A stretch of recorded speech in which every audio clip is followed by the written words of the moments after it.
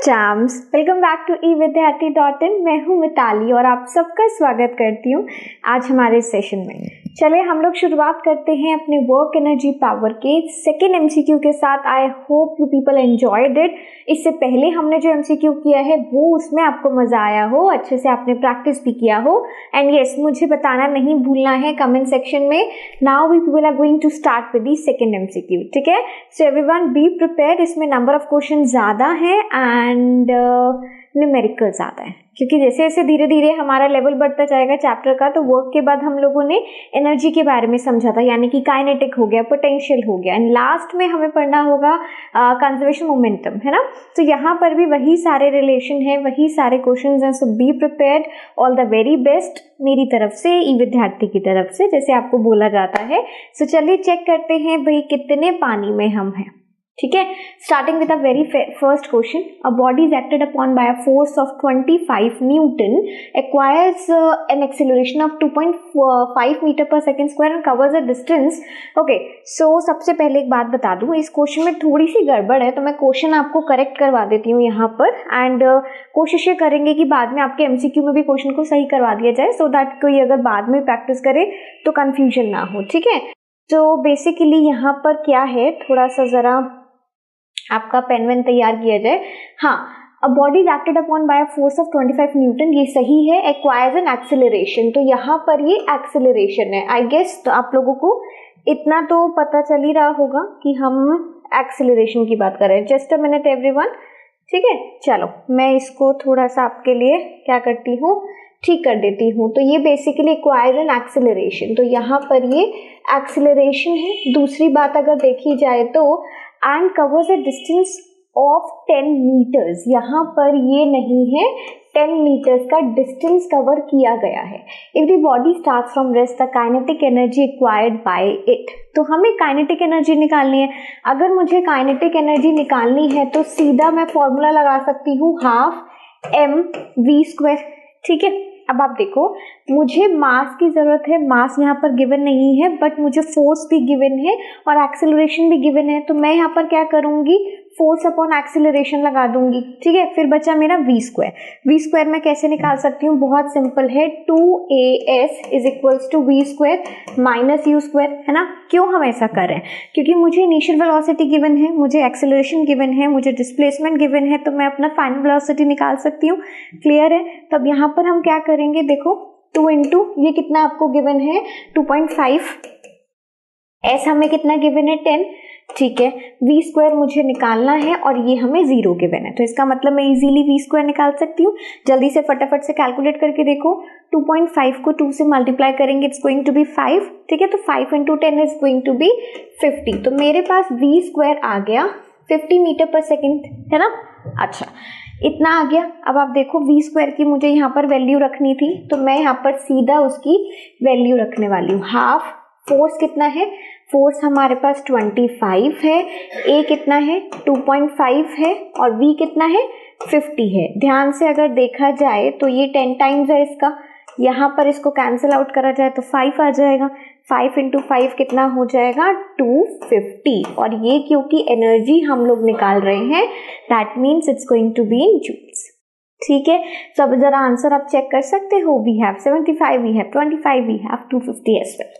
तो 250 जूल्स आपका आंसर है। क्लियरली मैंने आपको यहाँ पर करके दिखा रखा है। क्वेश्चन में जो भी दे रखा है उसको डिकोड करने की कोशिश करो हमेशा, अपने आप बहुत इजीली आप अपने क्वेश्चन को पूरा कर पाएंगे, ठीक है। चलो अब जरा हम आगे बढ़ते हैं and let's mark the answer here, we have 250 joules, ठीक है। चलो नेक्स्ट क्वेश्चन देखें जरा, क्या है question. A freely falling body during its fall will have, कोई भी फ्री फॉल बॉडी है, फॉर एग्जांपल अगर मेरा ये पेन है, and during the fall it will have what. देखो जब ये पेन नीचे गिरेगा, कोई भी बॉल, कोई भी फ्रीली फॉलिंग बॉडी, जब छत से हम छलांग लगाते हैं, यानी कि जब नीचे फेंकते हैं किसी चीज को, तो due to its motion it's going to have kinetic energy, kinetic होगी। और क्योंकि वो नीचे जाकर पोजीशन होने वाली है, यानी कि प्लेस होने वाली है, रेस्ट पर आने वाली है, तो उसके अंदर एक और एनर्जी होगी, वो क्या होगी, पोटेंशियल एनर्जी होगी। अब आपका यहाँ पर एक छोटा सा सवाल बन सकता है कि पोटेंशियल एनर्जी तो नीचे जाके आएगी ना, बट अगर आप में से सभी लोगों ने फ्री फॉल के कॉन्सेप्ट को, जो कि मैंने अपने क्लास में पूरा करवा रखा है आपको इसी चैप्टर में, अगर आपने वो समझा है तो आप इसका सही आंसर मुझे बता पाएंगे। ठीक है, तो चलिए फटाफट से मार्क करते हैं। वी ऑल नो कि out of all these 4 options अगर हम किसी भी फ्री फॉल बॉडी को देखते हैं तो फ्री फॉल बॉडी में काइनेटिक और पोटेंशियल दोनों होते हैं। ठीक है, बस इतना हो सकता है कि जब वो मोशन में है तो काइनेटिक का अमाउंट ज़्यादा है, मैग्नीट्यूड ज़्यादा है, और पोटेंशियल का मैग्नीट्यूड कम है, लेकिन जैसे ही वो नीचे पहुंचती है सारी काइनेटिक ऑलमोस्ट पोटेंशियल में कन्वर्ट हो जाती है। तो इसका मतलब है that body will have both energy, that means kinetic as well as potential. Clear हो गया? मैकेनिकल है ना, हम लोगों ने ऑलरेडी ये सब कुछ चैप्टर में कर रखा है। ठीक है, चलो okay, so moving on. A boy climbs onto a wall that is 3.4 meter high and gains 2250 joules of potential energy. Okay, तो यहाँ पर आपको potential energy भी दे रखी है, height भी दे रखी है। तो क्या फॉर्मूला होता है जरा देखिए। हम लोगों को पता है कि हमारा जो potential energy है it's nothing else but mgh है ना, मास हो गया, एक्सेलरेशन ड्यू टू ग्रेविटी हो गया, और h हो गया हमारा हाइट। ठीक है, तो हमें गिवन क्या है? It's given to be 2250। Mass की बात करें तो हमें मास निकालना है। ठीक है, जी हमें बोला गया है कि आप 9.8 लें और हाइट हमें 3.4 बोली गई है। तो अब देखो मैं इसको सॉल्व नहीं करने वाली हूँ बिकॉज ऑब्वियसली कैलकुलेशंस बिल्कुल भी कई बार होता है ना कि बिल्कुल स्मूथ कैलकुलेशंस नहीं है कि फटाफट काटो पीटो, सारा मल्टीप्लिकेशन करना वाला काम आपके लिए मैं छोड़ रही हूँ, तो भाई आप ही करें। तो यहाँ पर अगर आप मास को कैलकुलेट करोगे तो यहाँ पर आपका आ जाएगा 2250 डिवाइडेड बाय 9.8 इंटू 3.4। इसको कैलकुलेट जब आप करेंगे तो मुझे ये ज़रूर पता है कि आंसर क्या है। पता है क्यों? क्योंकि मैंने भी किए। ठीक है, चलो सो फटाफट से अपना आंसर निकालो, फिगर आउट करो। मैं यहाँ पर आपका आंसर मार्क करती हूँ। You are going to get 67.5 kgs। ठीक है, अग्री करते हो तो मुझे कमेंट सेक्शन बता दो कि मैम यस हमारा आंसर मैच कर रहा है एंड वी आर हैप्पी। चलिए इसी के साथ let's move on to the next question everyone. What happens to kinetic energy of a body? किसी भी बॉडी की काइनेटिक एनर्जी को क्या होता है 1/3 ऑफ द मास, जब उसका 3/4 मास रिमूव कर दिया जाएगा उसकी वेलोसिटी को डबल कर दिया जाएगा। तो सबसे पहले पॉइंट आता है कि आप अपनी काइनेटिक एनर्जी देखें, यानी कि हमारी जो काइनेटिक एनर्जी का फॉर्मूला है वो ये है। अब अकॉर्डिंग टू क्वेश्चन, यानी कि हमसे बोला क्या गया है? हमसे बोला गया है कि काइनेटिक एनर्जी का क्या होगा जब कितना हमने रिमूव कर दिया, 3/4 of the mass is removed. Removed का मतलब है कि टोटल फॉर एग्जांपल आपके पास m था, ठीक है, उसमें से अगर आपने 3/4 रिमूव कर दिया, सपोज मैं इसे करके नहीं वैसे पूरा दिखाना चाहती थी, बट अगर मैंने इसे रिमूव कर दिया you will going to have 1/4 of m, यानी कि मास का 1/4 हो जाएगा, है ना। तो यहाँ पर हम क्या करने वाले हैं, m/4, it's going to B m/4, और v आपका क्या हो रहा है, velocity is going to be double. तो अगर वेलोसिटी मेरी डबल हो जाएगी तो 2v का स्क्वायर बन जाएगा। ठीक है, चलो अब यहाँ पर देखें इसे कैसे सॉल्व करेंगे आप लोग। हाफ m/4 है ना, इसके नीचे मल्टीप्लिकेशन लगा दीजिए, 4v का स्क्वायर, 4v का स्क्वायर। ठीक है, तो अब आप यहाँ पर कैसे सॉल्व करोगे, सिंपल है, इट्स गोइंग टू रिमेन, क्या यहाँ पर ये सेम रह पा रही है, बिल्कुल सेम रह पा रही है। सो हमारे पास आंसर क्या आ जाएगा, that there will be no change. Okay, so यहाँ पर अभी ये टीका ही लग पाया है, there will be no change, fine. चलिए इसी तरीके से आप भी निकालेंगे, आपको भी इसका आइडिया हो जाएगा। ये बात मान लो कि जिस टाइप का क्वेश्चन अभी हमने से प्रीवियस वाला किया है, ऐसे और भी क्वेश्चंस आपके एमसीक्यू में हैं, प्लस ऐसे क्वेश्चन, एक क्वेश्चन आना ही आना है, जो मर्जी हो जाए। आपका बोर्ड्स वाले जो इन्विजिलेटर्स होते हैं, जो पेपर सेट करते हैं, जो टीचर्स होते हैं, they are very much obsessed with these kind of questions. बहुत उन्हें एक लगाव होता है इन क्वेश्चंस के साथ, तो एक क्वेश्चन तो ऐसा वाला आना ही आना है। ठीक है, चलिए नेक्स्ट मूव करते हैं। Elastic potential energy for body can be achieved by elastic potential energy. Elastic potential energy समझ आ रहा है मैं क्या कर रही हूँ, if I M stretching something, if I M अगर मैं किसी को स्ट्रेच कर रही हूँ, पुश कर रही हूँ, पुश तो थोड़ा एग्जैक्टली नहीं लिया जाता है, बट वहाँ पर जो पोटेंशियल एनर्जी होती है वो कैसे आती है, setting it into motion, raising the body to a height, किसी बॉडी को हाइट पर करके किसी बॉडी को चलाकर मोशन में लाकर, यूजिंग एन इलास्टिक बैंड या फिर किसी बॉडी को इलास्टिक बैंड से बांध के, कंप्रेसिंग और स्ट्रेचिंग द बॉडी। बेसिकली मैं यहाँ पर कंप्रेसिंग वर्ड यूज करना तो थोड़ी देर पहले मैं आपको बोल रही थी, ठीक है ना। तो पोटेंशियल एनर्जी को हम कैसे अचीव कर सकते हैं, या तो हम किसी बॉडी को कंप्रेस करके या फिर स्ट्रेच करके, तो दोनों में ही पोटेंशियल एनर्जी होगी by the virtue of their position, by the virtue of their shape, ठीक है ना। तो हमें पता है दैट कंप्रेसिंग और stretching the body will do the work. Clear है। चलें नेक्स्ट मूव करते हैं।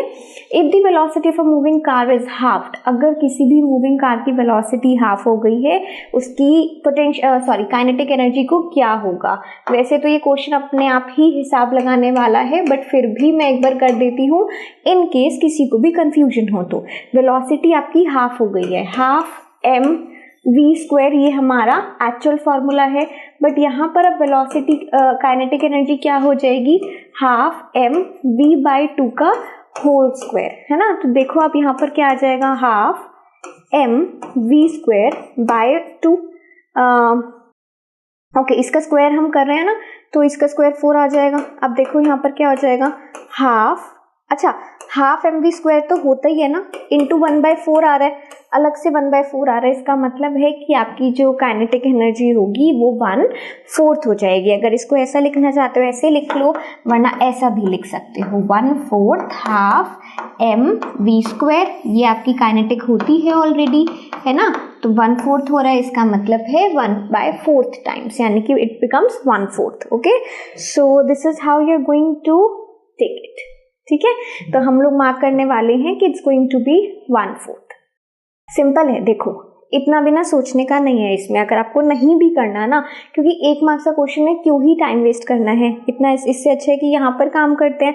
तो आप एक बात देखो कि अगर मेरी वेलोसिटी हाफ हो रही है तो हाफ का स्क्वायर मैं करने वाली हूँ, हाफ का स्क्वायर हो जाएगा 1/4, तो बस 1/4 हो गई आपकी काइनेटिक एनर्जी, ठीक है ना। तो ये बात का ध्यान रखना है। चलो अब हम आगे मूव करते हैं with the next question. A fish with weight 35 kgs dives and hit the ground. Okay, एक फिश का वेट आपको गिवन है, hit the ground, that mean 0 height उसने एक्वायर कर ली है, लेकिन उसकी पोटेंशियल एनर्जी उस वक्त पे थी 3400 joules. Find the height through which the fish dived. बहुत प्यारा क्वेश्चन है, इसलिए मैंने इतना एम्फेसाइज करके इस बात पे बोला है, बिकॉज इस क्वेश्चन में कॉन्सेप्ट लग रहा है क्या। देखो आपको गिवन है it hits the ground, that means कि 0 हाइट उसने अटेन कर ली है।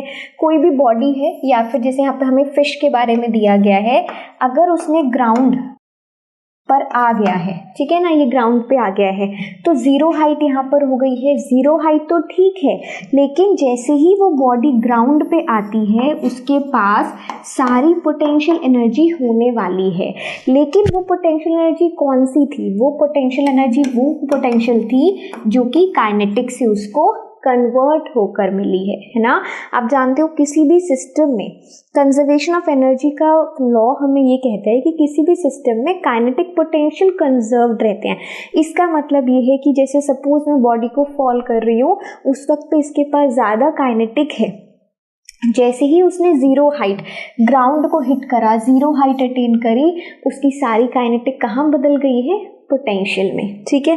अगर काइनेटिक और पोटेंशियल इक्वल हो गई है, यानी कि अगर मेरी काइनेटिक और पोटेंशियल इक्वल हो गई है, तो ये मैं कह सकती हूँ कि 3500 किसके इक्वल हो जाएगा, mg। समझ आ गया, ये मैं आपको समझाना चाहती थी, ठीक है।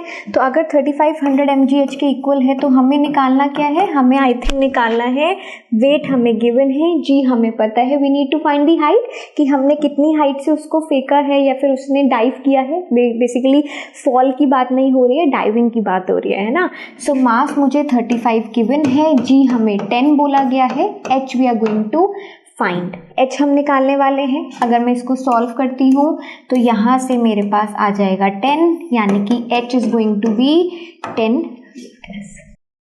क्लियर हुआ, बहुत अच्छा क्वेश्चन था, मार्क करके इसको रखो। ऐसे क्वेश्चंस आपको आ सकते हैं, इसमें कुछ भी देखो टाइम टेकिंग नहीं है, only you need to have the presence of mind, बस और कुछ नहीं है। कॉन्सेप्ट अगर आप लोगों के क्लियर है, आप लोग बहुत आसानी से करने वाले हो, इतना तो मुझे पता है, इतना हम लोगों ने साथ में मेहनत करी है ना। चलिए नेक्स्ट पे मूव करें। Which of the following is not an example of the potential energy? इनमें से कौन सा स्टेटमेंट या ऑप्शन पोटेंशियल एनर्जी के एग्जाम्पल नहीं है? ठीक है, देखते हैं। अ कंप्रेस्ड रिंग, ऑब्वियसली कोई भी रिंग को अगर हम स्प्रिंग को कंप्रेस करेंगे तो उसके अंदर उसकी शेप की वजह से पोटेंशियल एनर्जी कूट कूट के भरी होगी, है ना। फिर water stored in the, water stored है किसी भी टंकी में, रिजर्वायर में वाटर स्टोर्ड है ना, तो उसकी वजह से भी उसके अंदर पोटेंशियल होने वाली है। ठीक है, एक खींचा हुआ रबर बैंड, तो स्ट्रेच रबर बैंड के अंदर ही पोटेंशियल होने वाली है। मूविंग कार के अंदर बिकॉज वो रेस्ट पर नहीं है, मूविंग है, मोशन है, डिस्प्लेसमेंट है, वेलोसिटी है, इसकी वजह से उसके अंदर काइनेटिक होगी। ठीक है, तो यहाँ पर पोटेंशियल नहीं होगी किसके पास, मूविंग कार के पास। चलो नेक्स्ट पे मूव करते हैं। How fast should a person with mass 50 kg walk so that his kinetic is going to change to 625। सो यहाँ पर देखो आपको क्या गिवन है, यहाँ पर हमें काइनेटिक गिवन है और आपसे पूछा गया है how fast a person should walk, यानी कि वेलोसिटी, है ना। तो हाफ m v का स्क्वायर, ये आपको गिवन है 625। ठीक है, हाफ ऐसे का ऐसे आ जाएगा। मास हमें बॉडी का कितना है, 50 किलो का कोई भी पर्सन है ऐसा मान लो। ठीक है ना, तो v स्क्वायर मुझे निकालना है। अब हम क्या कर सकते हैं, देखो बहुत आसान है, इसको यहाँ पर सिंप्लीफाई करते हैं और अगर अब मैं चाहती हूँ तो 625 को 25 से सिंप्लीफाई कर सकती हूँ, डिवाइड कर सकती हूँ, है ना। क्या आ जाएगा, 25 का स्क्वायर होता है 625, इसका मतलब है v square is nothing else but 25, तो आपकी वेलोसिटी आ जाएगी 5 मीटर पर सेकेंड। ठीक है ना, पॉजिटिव ले रहे हैं, नेगेटिव पॉजिटिव दोनों लिख सकते हो, बट मैं पॉजिटिव लेने वाली हूँ because if the person is moving in certain direction, वहां पर उसकी जो स्पीड होगी वो पॉजिटिव होगी। नेगेटिव लेने का तो कोई मतलब ही नहीं बनता है, स्पीड है वो, है ना, तो सिर्फ वो डायरेक्शन बताने वाली बात है कि अगर आप नेगेटिव हो तो। क्लियर है ना, तो बस ठीक है। आई होप आप लोगों ने इसे नोट कर लिया होगा, मार्क कर लिया होगा अगर रिक्वायर्ड है। आंसर हमारा 5 है, we are going to mark with the 5। ठीक है, चलो इसी के साथ let's move on to our 10th question now. The kinetic energy of body changes from 12 to 60। Okay, very nice. Kinetic energy की जो है चेंज हुई है, ठीक है, due to the action of a force of 5 newton on an object of mass 4 kg। Now you need to find the work done by the force. बहुत brilliant question है, again I am saying it to you guys, बहुत अच्छा question है। उसका reason क्या है मैं अभी बता देती हूँ। देखो, मैंने इससे पहले वाले एमसीक्यू में आपको एक बात समझाई थी कि कई बार आपको क्वेश्चन में ना बहुत सारे नंबर्स गिवन होते हैं, जिसकी वजह से हमें लग रहा होता है कि यार सब कुछ तो यूज करना ही होगा बिकॉज ये हमें गिवन क्यों है ना, बट ऐसा नहीं है। इस झांसे में मत आना इन क्वेश्चंस के, ये आपको फंसाने के लिए आते हैं, कंफ्यूज करने के लिए आते हैं। इस क्वेश्चन में आपसे सीधा सीधा ये बोला गया है कि आप हमें ये बताइए कि काइनेटिक एनर्जी यहाँ से यहाँ मतलब 12 से 60 जूल हुई है, जिसमें कि आपका जो फोर्स है वो 5 न्यूटन का लगा और किस पे लगा, एक 4 किलो की बॉडी पे लगा। तो भाई हमें जब निकालना ही है कि फोर्स के द्वारा कितना वर्क डन हुआ है, इसका मतलब ये है कि वर्क डन जो मैं निकालने वाली हूँ वो होगा change in the kinetic energy. क्यों? क्योंकि ऑलरेडी वर्क चल रहा है, ठीक है, उस बॉडी पे काम हो रहा है। कैसे? फोर्स लगाई जा रही है, डिस्प्लेसमेंट होता ही जा रहा है, कंटिन्यूएशन में है, ठीक है ना। यहाँ पे वो प्रेजेंट कॉन्टिन्यूस होता है, वैसे वाला कॉन्टिन्यूएशन में कोई चीज हो रही है। तो अगर काइनेटिक हो रही है यानी कि उसके ऊपर वर्क डन हो रहा है, तो वर्क डन हम कैलकुलेट कैसे करेंगे? हम सिंपली कहेंगे जितना आपकी बॉडी में काइनेटिक एनर्जी में चेंज आ रहा है उतना ही आपका वर्क डन है, ठीक है। तो बॉडी की काइनेटिक एनर्जी में चेंज कितना है? 60 से 12 यही चेंज आया है, तो इसका मतलब है 48 जूल हमारा काइनेटिक एनर्जी का आंसर, ठीक है। क्लियर हुआ? तो ये बात को ध्यान रखना है, क्वेश्चन के झांसे में बिल्कुल नहीं आना है कि भाई सब कुछ हमें गिवन है तो we have to use everything. No, there is no need, only have to be aware, ठीक है, चलिए इसी के साथ मैं मूव करती हूँ आपके नेक्स्ट क्वेश्चन पे।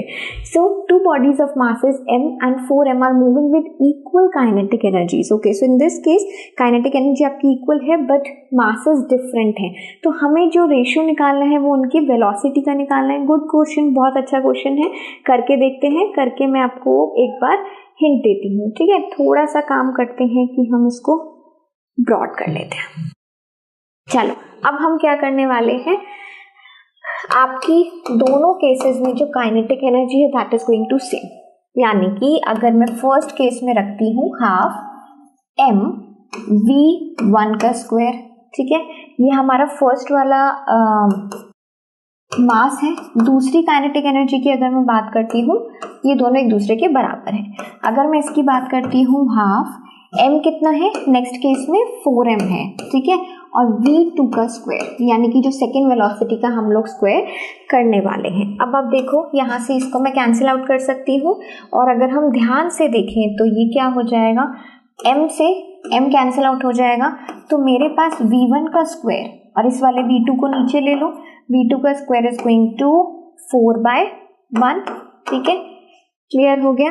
अब आप देखो v1/v2 अगर मैं करूंगी तो ये अंडर रूट हो जाएगा 4/1 का, that is going to be 2/1। तो बस सिंपली आप कर सकते, ओरली कर सकते, कोई इश्यू नहीं है। मैं करके दिखा रही हूँ जस्ट इन केस किसी को भी देखना है कि भाई अगर ये रिटन में आ जाता है, फॉर एग्जाम्पल ये 2 मार्क्स में 3 मार्क्स में से रिलेटेड कुछ आ जाता है, तो how we are going to show it, है ना। तो मैं उसके लिए भी थोड़ा आपको प्रिपेयर करवा रही हूँ, ठीक है। तो 2:1 विल बी द आंसर, ठीक। चलो नेक्स्ट मूव करें, अगर आप लोगों की इजाजत हो तो बढ़े आगे। I hope you guys are enjoying it. अच्छे लग रहे हैं आपको क्वेश्चंस, अगर अच्छे लग रहे हैं तो मुझे जरा प्यार शो कर दीजिए लाइक करके, है ना। और अपने दोस्तों को भी बता दिया करो कभी कभी गलती से कि यार ठीक है तुम भी देख लो, मतलब कोई नुकसान नहीं है, तुम्हारा नॉलेज भी बढ़ती है बांटने से, बट कहाँ हम कुछ ऐसा करेंगे। चलिए बहुत बदल चुकी है दुनिया, आगे बढ़ते हैं। If the speed of an object double it kinetic energy become, अगर किसी भी ऑब्जेक्ट की स्पीड डबल हो जाएगी तो काइनेटिक एनर्जी तो उसकी 4 टाइम्स हो ही जाएगी। बहुत सिंपल है ना। चाहते हो, देखना चाहते हो, ये देखो, क्योंकि वेलोसिटी का स्क्वायर हो रहा है ना, तो काइनेटिक एनर्जी क्या होगा, speed of an object double. पहली बात तो ये मेरी फॉर्मूला है, ठीक है, ये हमारा फॉर्मूला है, ये हमारा फॉर्मूला आपको गिवन है। अब देखो यहाँ पर हम क्या कर रहे हैं, वेलोसिटी को डबल कर रहे हैं, है ना, speed of the velocity is double, तो 2v का होल स्क्वायर, तो 2v का होल स्क्वायर मतलब है हाफ m इंटू 4v का स्क्वायर, है ना। अगर आप चाहते भी तो देखो हाफ mv स्क्वायर 4 टाइम्स हो रहा है ना, सिंपल है, देखो हाफ mv स्क्वायर यहाँ से निकाल लो, पूरा इंटू 4 आ रहा है ना, तो 4 टाइम्स अलग आ रहा है ना, तो बस मार्क कर दो सिंपल 4 टाइम्स, ठीक है ना। तो आपको पता है कि अगर स्क्वायर हो रहा है किसी भी उसका, तो उसका स्क्वायर भी आ जाएगा। कहने की बात ये है, काइनेटिक एनर्जी में वेलोसिटी डबल हो रही है, बस उसका स्क्वायर हो जाएगा, तो स्क्वायर होता है 2 का 4 एंड दैट्स द आंसर, ठीक है।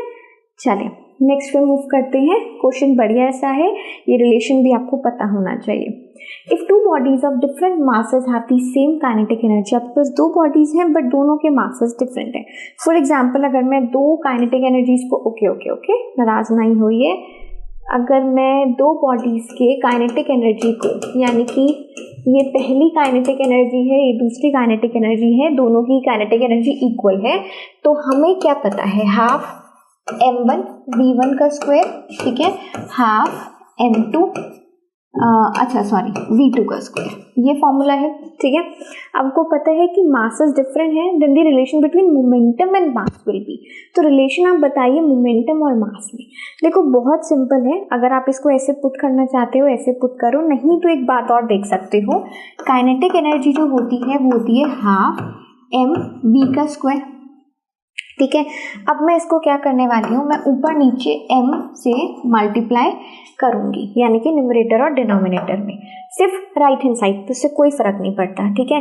तो यहाँ पर ही क्या आ जाएगा, m का स्क्वायर हो जाएगा, v का स्क्वायर हो जाएगा और नीचे 2m हो जाएगा, हुआ कि नहीं हुआ, ठीक है। अब देखो mv क्या होता है, मोमेंटम होता है, मुझे मोमेंटम का रिलेशन चाहिए, तो ये हो जाएगा मोमेंटम का स्क्वायर अपॉन 2m। इसका मतलब है काइनेटिक एनर्जी किसके बराबर होती है, काइनेटिक एनर्जी होती है p स्क्वायर अपॉन 2m, ठीक है। ये रिलेशन है कि kinetic energy momentum square upon 2m के इक्वल है। अब आप देखो जो हमें केस गिवन है, अब मैं अगर इसे रब कर देती हूँ, फॉर एग्जाम्पल मुझे केस क्या गिवन है, यहाँ पर देखो आप, ठीक है ना। अब देखो हमें केस ये गिवन है, सबसे पहले इसका चलिए अब देखो क्या होगा, आपकी kinetic energy is going to remain same, दोनों की काइनेटिक एनर्जी सेम है, यानी कि अगर मैं momentum of first body upon 2m, ठीक है, momentum of second body upon 2m2, यानी कि इसका दोनों ही चेंज हो जाएंगे। यहाँ पर आप क्या कर सकते हो, 2 से 2 कैंसिल आउट करोगे। अगर मुझे रिलेशन निकालना है मास के साथ, तो मैं यहाँ पर क्या करने वाली हूँ, p1 का स्क्वायर अपॉन इसका स्क्वायर, तो यहाँ पर क्या आ जाएगा, m1 अपॉन m2 आ जाएगा। बहुत सिंप्लीफाई मैंने किया है ना, सिंपल मैंने क्या करा है, इस p2 को नीचे ले लिया, m1 को उधर ले गई। अब आप यहाँ पर जरा ध्यान से देखें, अगर मैं p1 यानी कि रो कह लूँ, ठीक है ना, मोमेंटम को आप रो से बोलते हो, और इसका जो ये p2 है, अगर मैं ये निकालना चाहती हूँ तो ये अंडर रूट कर रहा है, किसको, मास को अंडर रूट कर रहा है। ध्यान से देखो, ρ1 is under root is equal to under root of mass of m1, ρ2 is equal to under root of mass of m2, यानी कि रिलेशन ये हो सकता है कि मोमेंटम जो है वो इक्वल होता है अंडर रूट m के, है ना। चाहे आप डायरेक्टली प्रोपोर्शनल कह दो, इक्वल कह दो, एक ही बात है, वो डिपेंड करता है आपके रिलेशन पे या किसी भी कांस्टेंट पर। तो यहाँ से जो रिलेशन आप लोगों ने मोमेंटम और मास के बीच में निकाला है, वो क्या निकाला है, आप जरा मुझे खुद बता सकते हैं देखकर, rho is directly proportional to under root of m, ठीक है। हमने इसे पूरे क्वेश्चन में इस तरीके से निकाला है, बट अल्टीमेटली हमारा आंसर क्या आया, दैट रो यानी कि your momentum is directly proportional to under root of m। तो इसी तरीके से you need to mark the answer, and I guess कि हमें फोर्थ वाला मार्क करना है, which means D would be the right answer, ठीक है ना। तो अगर आपको कभी कंफ्यूजन होता है, पहली बात तो आपको ये रिलेशन याद होना चाहिए, बिकॉज एग्जाम में आप इतनी लंबी मेहनत नहीं करोगे कि आप मोमेंटम का पूरा रिलेशन निकाल रख रहे हो, ठीक है ना। आप सिंपली उसको याद रखें क्या, कि kinetic energy is equals to rho square upon 2m, ठीक है। चलो अब आगे बढ़ते हैं with the next question. 1 joule is the energy required to do what amount of work। आप बताइए 1 जूल एनर्जी, अगर मैं एनर्जी की बात करती हूँ तो हमें ये पता है that energy is the capacity to do work, है ना, यानी कि they both are the same concepts in some scenario, दोनों सेम ही कॉन्सेप्ट हैं अगर देखा जाए तो इसका मतलब है अगर एनर्जी 1 जूल है तो कितना आपने काम किया है, 1 जूल ऑफ वर्क आपने किया है, ठीक है। तो यहाँ पर हमें मिल रहा है हमारा आंसर, बिल्कुल मिल रहा है 1 जूल ऑफ वर्क। चलिए तो शुरुआत करते हैं अपने नेक्स्ट क्वेश्चन के साथ। Let's read the question. A body of mass 44 kg is moving at a velocity of 10 metre per second and is brought to rest in 10 minutes. तो यहाँ पे क्लियरली हमें दिख रहा है कि हमें इनिशियल भी दे रखी है, फाइनल वेलोसिटी भी गिवन है, टाइम भी हमारे पास है, so we need to find the work done, ठीक है। सो अगर मैं इसके फर्स्ट फॉर्मूले के साथ स्टार्ट करूं, यानी कि अगर मैं वर्क डन के साथ बात करती हूँ तो वर्क डन हम लोगों को पता है फोर्स इनटू डिस्प्लेसमेंट है। अब बात आती है कि हम लोगों को क्या नहीं पता है। अच्छा अभी यहाँ पे ये छोड़ो कि हमें फोर्स इनटू डिस्प्लेसमेंट के फॉर्मूले से निकालना है। आपको पता है समथिंग इज मूविंग, है ना, यहाँ पे वेलोसिटी आपको गिवन है ना, अ body of mass 44 is moving, इतने का बॉडी मूव कर रहा है, तो यानी कि मैं अगर वर्क डन में निकालना चाहती हूँ तो it is similar as kinetic energy, तो क्यों ना मैं काइनेटिक एनर्जी निकाल दूँ। काइनेटिक एनर्जी का फॉर्मूला है हाफ m v स्क्वायर। क्या मुझे v पता है, लेट्स फाइंड। हमें पता है it is moving at a velocity of 10 metre per second, is brought to rest in 10 minutes, ठीक है। तो अब हम यहाँ पे क्या कर सकते हैं, देखो कभी भी इस बात से कंफ्यूज नहीं होना है कि हमें सिर्फ वर्क डन बोला है तो वर्क डन का ही फॉर्मूला लगाना है, नहीं। वर्क डन हो या काइनेटिक एनर्जी हो, पोटेंशियल एनर्जी हो, बात तो एक है, और सिंपली आपको दे रखा है that the body is moving, that means the body is carrying kinetic energy, उसके अंदर काइनेटिक एनर्जी है उस वक्त पे, और kinetic energy is nothing else but work done, right. तो यहाँ पर हम क्या कर सकते हैं, हाफ mv स्क्वायर। अब यहाँ पर देखो कि आप क्या क्या लगा सकते हो।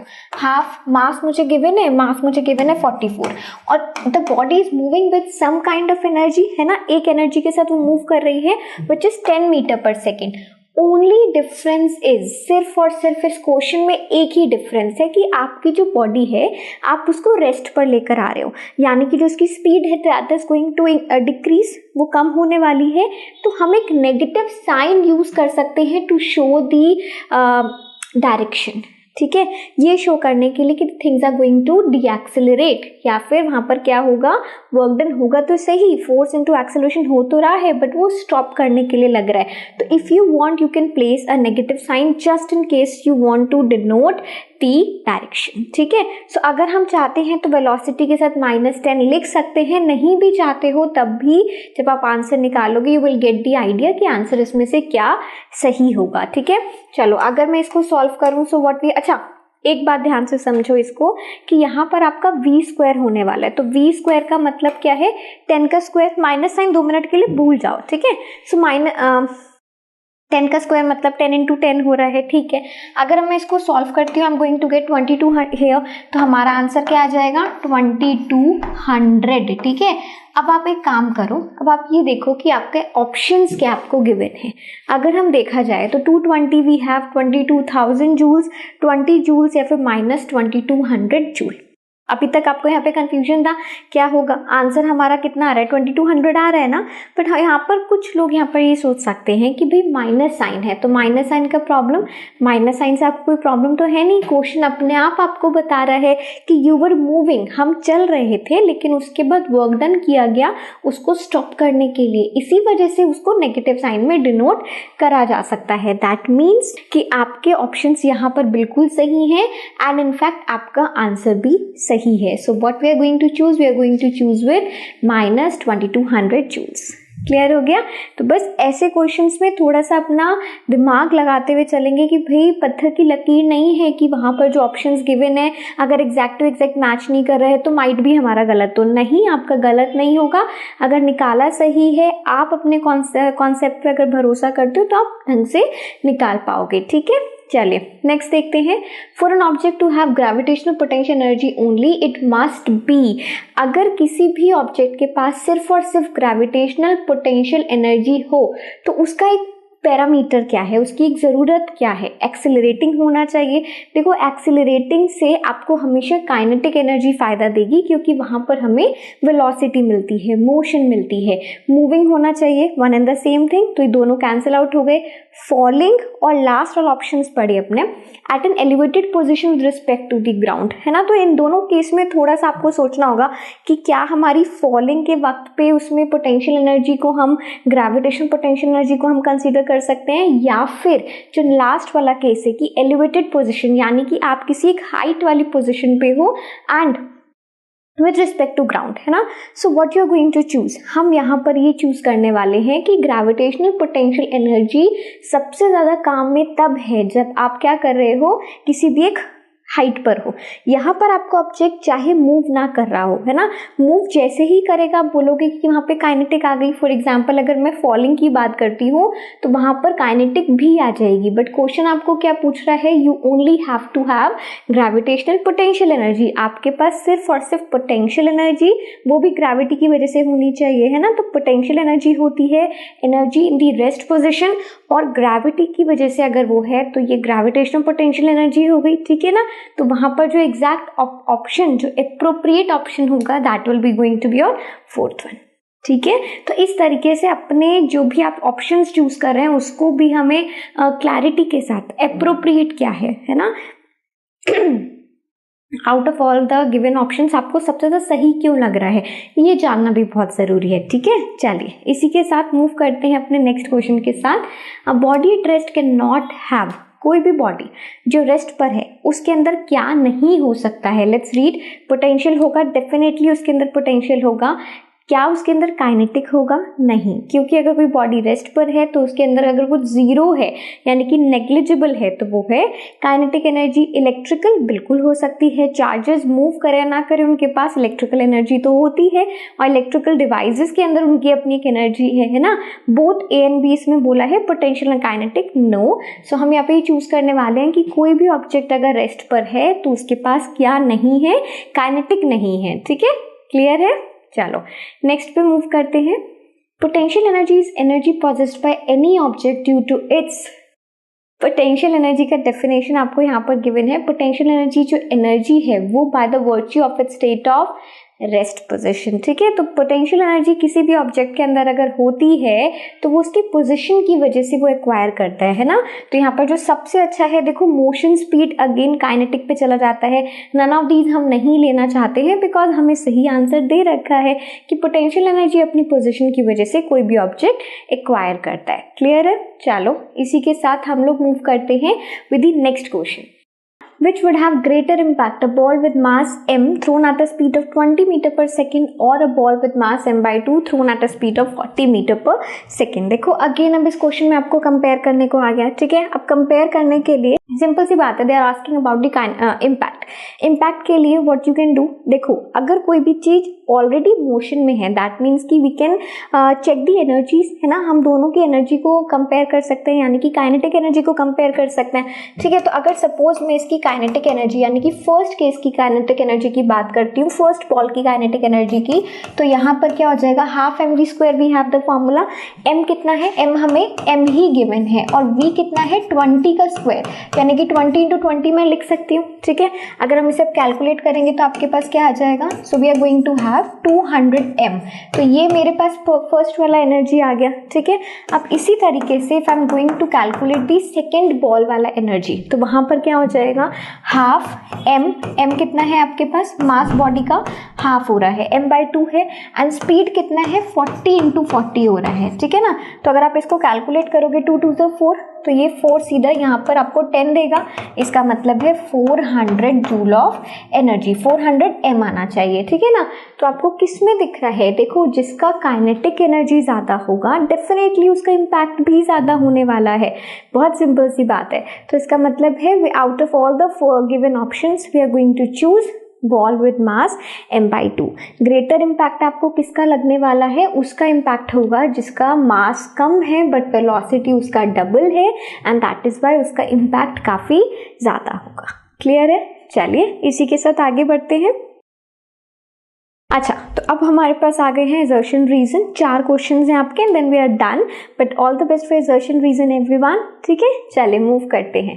The kinetic energy with any reference must be positive. जो काइनेटिक एनर्जी होती है अगर मैं उसे किसी भी रेफरेंस में देखूं वो पॉजिटिव होनी चाहिए, ऐसा बोला गया है, ठीक है। ये पॉजिटिव होती है, ओके। सो रीजन क्या है, in the expression for kinetic energy the velocity appears as a double, यानी कि उसका स्क्वायर हो जाता है। तो ये एक हमारे पास जो फायदा है कि पॉजिटिव क्यों आती है, बिकॉज वेलोसिटी का स्क्वायर हो रहा है, ठीक है। एंड मास एक स्केलर क्वांटिटी है, क्योंकि मास भी एक स्केलर क्वांटिटी है, यानी कि उसको डायरेक्शन से, वेक्टर तो है नहीं, डायरेक्शन से फर्क पड़ नहीं रहा है, नेगेटिव साइन से फर्क पड़ेगा नहीं। काइनेटिक एनर्जी में खुद वेलोसिटी का स्क्वायर हो रहा है, that means 100% the fact is justified, and that's why we are going with the first option, ठीक है। चलिए नेक्स्ट क्वेश्चन देखते हैं। A light body and a heavy body have the same momentum. कोई भी बॉडी है, अगर आपके पास एक हल्के वेट की है, एक ज़्यादा मास की है, वेट की, कुछ भी कहना चाहते हो, उसका सेम मोमेंटम है, but they also have the same kinetic energy. Momentum same हो लेकिन उसका काइनेटिक एनर्जी भी सेम हो, डू यू रियली थिंक कि ये सही होगा या फिर ये ज़रूरी है ना, या फिर ऐसा ही होता है, नहीं, है ना। सो आपकी बॉडीज का मोमेंटम अलग हो सकता है, जैसे कि मैंने इससे पहले वाला क्वेश्चन करा जिसमें कि इम्पैक्ट पूछा गया था। अगर आप ध्यान से उस क्वेश्चन को देखोगे ना, तो अगर आप सिर्फ और सिर्फ मोमेंटम निकालने वाले हो तो दोनों बॉडी का मोमेंटम सेम होगा, बट जैसे ही हमने काइनेटिक एनर्जी निकाली तो बोथ आर डिफरेंट। इसका मतलब है कि ये फैक्ट जस्टिफाइड नहीं है कि आपका जो मोमेंटम है, सेम मोमेंटम वाली जो बॉडीज हैं, दोनों का मास डिफर कर रहा है, तो उनका जो काइनेटिक एनर्जी है वो डेफिनेटली अलग हो सकती है, ठीक है। बट रीज़न क्या है, रीज़न एक्चुअली हमें बहुत एग्जैक्ट दिया हुआ है। रीज़न बिल्कुल सही दिया है कि आपकी जो काइनेटिक एनर्जी होती है वो मास पर डिपेंड करती है और इसी वजह से फ़र्क आता है, वी टोटली अग्री। लेकिन they also have the same kinetic energy. ये स्टेटमेंट अपने आप में गलत है ना। तो मैं यहाँ बोलूँगी कि देखिए भाई साहब, आपका एजर्शन गलत है, बट रीज़न आपने जो उसको सपोर्ट करने के लिए दिया है वो एक्चुअल में करेक्ट है, ठीक है। चलिए अब नेक्स्ट क्वेश्चन के साथ मूव करते हैं। अ spring has potential energy both when it is compressed और स्ट्रेच। कोई भी स्प्रिंग है फॉर एग्जांपल आपके पास, चाहे आप उसको कंप्रेस करें यानी कि चाहे आप उसको दबाएं, चाहे आप उसको स्ट्रेच करें, दोनों के पास पोटेंशियल एनर्जी, दोनों केसेस में उस स्प्रिंग के पास पोटेंशियल एनर्जी होती है। अब इन कंप्रेसिंग और stretching work is done on the spring against the restoring force. Exactly, कभी भी अगर आप देखोगे इसकी स्प्रिंग पे जो आप काम कर रहे हो, है ना, जो भी वर्क डन हो रहा है वो उसकी रीस्टोरिंग फोर्स यानी कि उसका जो एक्चुअल स्टेट है ना, वो उसका रीस्टोर स्टेट है, उसके अगेंस्ट हो रहा है। क्योंकि आपने क्या किया, कंप्रेस किया, दबाया उसको, आप वर्क डन कर रहे हो अगेंस्ट दी रीस्टोरिंग फेस, यानी कि वो रहना ऐसा चाहता है, आप उसको ऐसा कर रहे हो, है ना।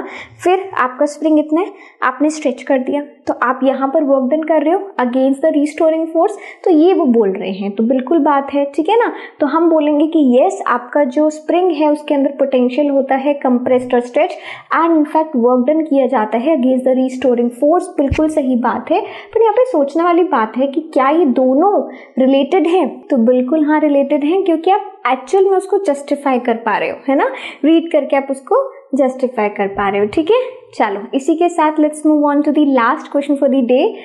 When the force retards the motion of a body, the work done is negative. जब भी फोर्स रिटार्ड करती है, यानी कि जब नेगेटिव एक्सेलरेशन होता है, रिटार्डेशन होता है, तो आपका वर्क डन जो है वो नेगेटिव हो जाता है। ठीक है, ठीक बात बोली जा रही है, but work done depends on angle between force and displacement. लेकिन यहाँ पर बोला क्या गया है कि वर्क डन जो है वो डिपेंड करता है फोर्स और डिस्प्लेसमेंट के एंगल पे।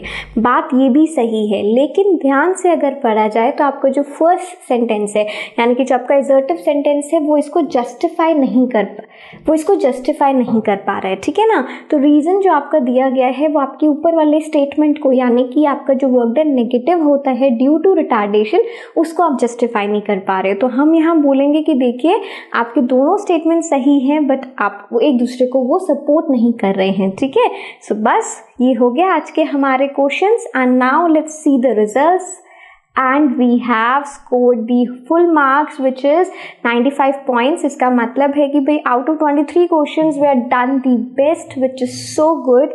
So भाई हम लोगों ने अपना जो बढ़िया सा हमारा MCQ था वर्क एनर्जी को लेके, जिसमें most of the questions numerical थे, अच्छे थे, conceptual थे, we have done that, है ना, we have nailed it actually. So चलिए, आई होप कि आप लोगों ने भी बिल्कुल इसी तरीके से प्रैक्टिस किया हो। कहीं पे भी डाउट्स हैं तो मुझे लगता है कि मैंने जो आप लोग को सोल्यूशंस करवाए हैं, जो हम लोगों ने डिस्कशन किया है, उससे वो आपके डाउट्स भी क्लियर हो गए हों। सो अब आगे हम बढ़ेंगे with the very next MCQ। तब तक के लिए all the best everyone, bye bye.